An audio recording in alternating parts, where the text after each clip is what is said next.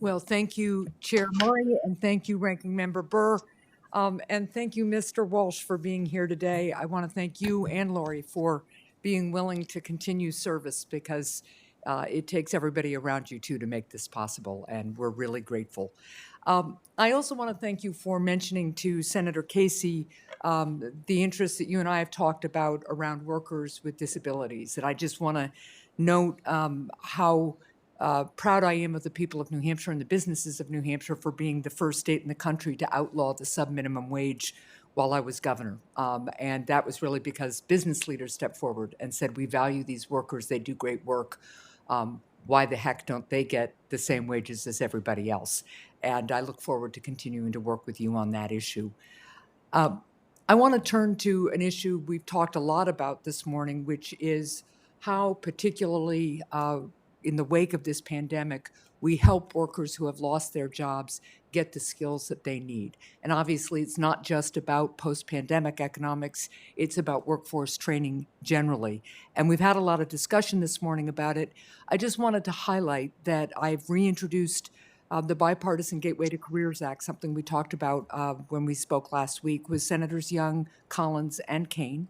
And that's one that would support opportunities for workers to earn as they learn, as well as provide important supports to workers who face barriers like transportation or childcare assistance. I'm particularly interested as we think about this, and you've mentioned it a little bit, how the Department of Labor can support these kinds of programs working with the Department of Education, because I think there's a lot of crossover there, so you can expand learning opportunities for workers who've lost their jobs. Thank you, Senator, and I look forward to working with you as I have in the past, and it's great to see you today. When it comes to job training, you have to work across agency lines. You have to work with commerce. We need to work with education. We need to work with higher education. Higher education schools across America have the infrastructure to be able to help us really maximize job training opportunities and the efforts that we invest in job training.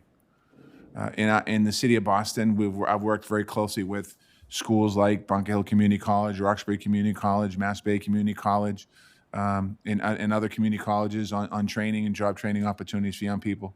We've worked on internships in our high schools. We have a very robust summer job program in the city of Boston. Obviously, this year was different because of COVID, but prior to that, about 11,000 young people were employed in the tech industry and the financial service industries and different industries in the city of Boston, which gives kids from the inner city the opportunity to be exposed to a career they might otherwise never would have imagined. Having the opportunity here is exciting in the Department of Labor.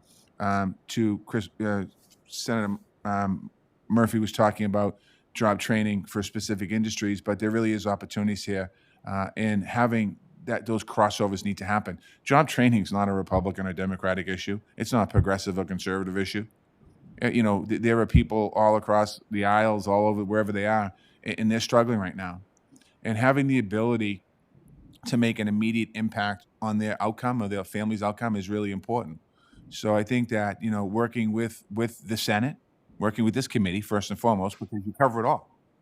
You cover the labor, you have the education, we have an opportunity here. But I think that working in a fast manner, once confirmed over at DOL, I think that that's something that would be important for me and a priority that I'd want to work with you and other folks on. And then not forgetting the communities that are forgotten, like the disability community. Thank you. The recovery community. Yeah. And other communities. So. Well, thank you. And you just mentioned one of the other communities I wanted to talk to you about. We know we have to expand opportunities for workers who are in recovery from substance misuse, an issue that is huge in my state. I know it's huge in Massachusetts, and so for so many of our colleagues. We continue to grapple with the opioid epidemic, often leaving individuals in recovery struggling to find their way back into the workforce. And I think there are employers who want to be helpful, but maybe don't have the tools to do it. So what can we do to ensure that these workers receive the necessary supports to reenter the workforce and stay in recovery? I believe in second chances.